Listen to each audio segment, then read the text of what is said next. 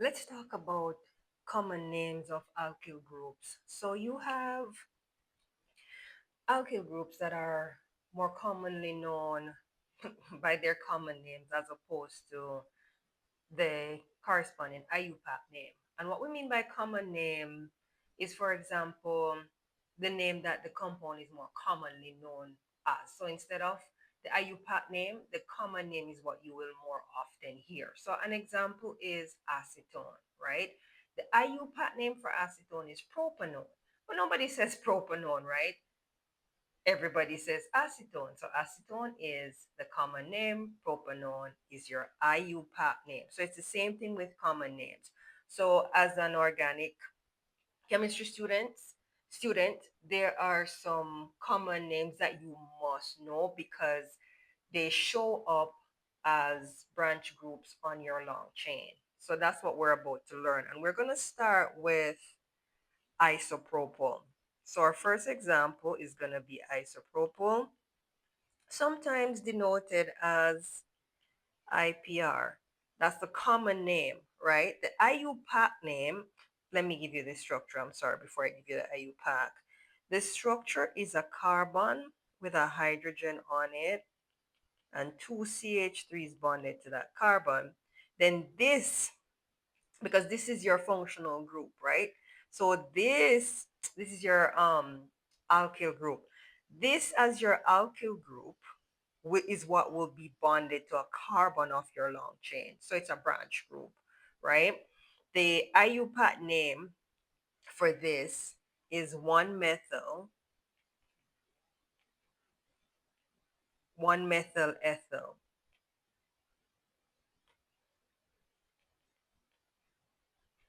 And the 1-methyl carbon one have a methyl group and the ethyl come from these two.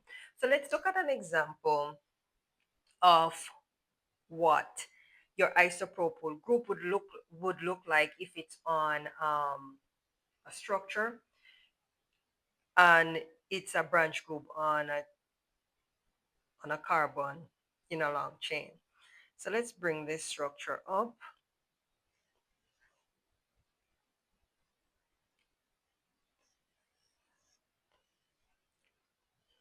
And we're going to name this, right? So I'm going to use this structure to identify the isopropyl group as a branch group on a carbon that is in a long chain.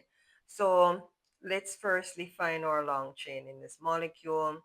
Your longest chain of carbons is here.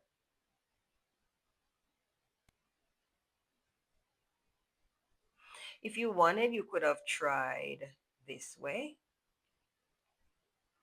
But blue gives you 1, 2, 3, 4, 5, 6. Red gives you 1, 2, 3, 4, 5, 6, 7. So we are definitely going with red. So let's take this out because I want to be able to circle your isopropyl group to show you. So this is our longest chain of carbon within this molecule. Now the red the red outline shows your longest chain. This molecule has two substituents, right? It has your isopropyl group, which is right here, right? And your methyl group. Now remember in your line angle formulas that your hydrogens are not shown, right? So here you have a carbon with one hydrogen on it. If you forgot or you're not aware, why I say there's only one hydrogen here, go back to naming and drawing alkanes bond line or line angle. That will explain why I know it's one hydrogen here. So this is a carbon with one hydrogen. The same carbon has two CH3, which is this. Carbon, one hydrogen, two CH3. So this is my isopropyl group. This is my methyl group. So this is what your alkyl groups, they are branch groups. So they will be a branch group that is on one of the carbons of your longest chain in a molecule. So this is what the isopropyl group looks like. So if you can identify this as a structural formula, you should be able to know what it looks like as a line angle. As an organic chemist, you need to be able to do both. So to name this molecule, we would name it your same set of rules, right? This is isopropyl. I comes before, oh, let me number these. I comes before M. So it's going to be 4. And I love gold. So we got to go back to gold. It's 4 isopropyl. And our methyl group is on 2. 2-methyl. Longest chain has 7 carbons. Heptane. And that's how you name that. So that's your first common name that you must know. Let's look at another common name. Another one is isobutyl. Sometimes denoted as IBU, right? The structure for that is CH2, CH, CH3, CH3, right? Now, this iso portion, just in case you haven't picked this up yet, which is fine, this is your iso. That's that, because if you look at isopropyl too, right, that little portion right here gives you your iso.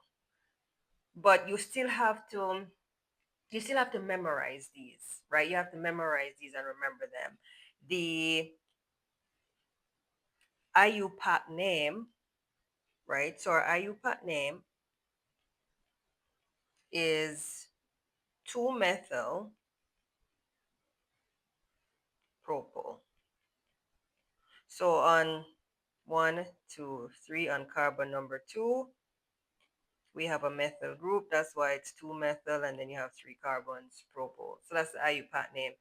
You need to study and remember what isobutyl looks like, what isopropyl look like. 9.999% of the time, 99.99% of the time, you will not see, you're not gonna see 2-methyl propyl. You will see isobutyl. It's just like acetone, right? Nobody says propanol. Your third functional group that as a chemist, as an organic chemist, you must know is sec-butyl. Sec-butyl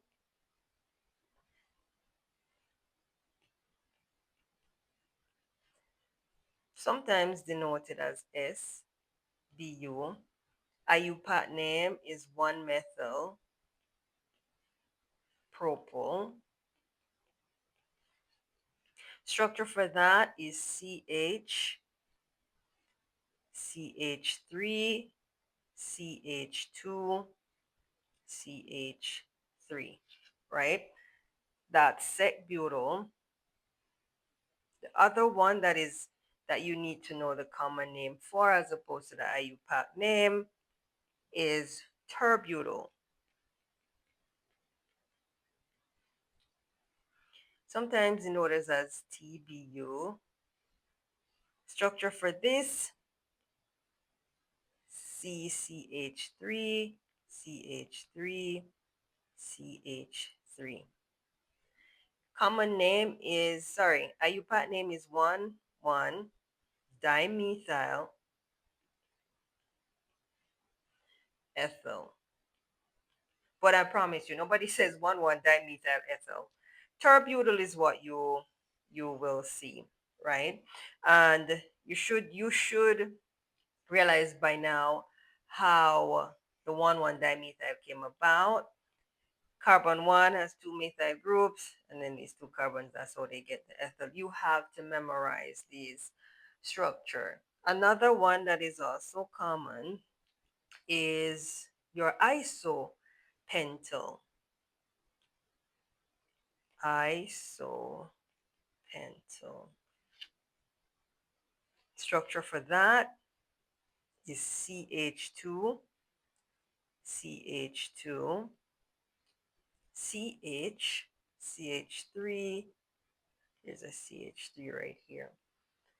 IUPAC name for that is 3-methyl butyl, right? There's one last one. We'll go back up top and we'll just take a portion of isopropyl out. So we can write this one.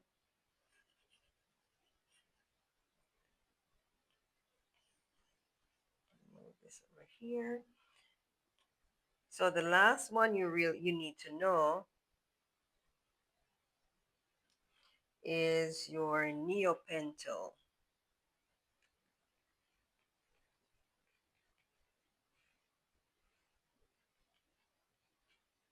right?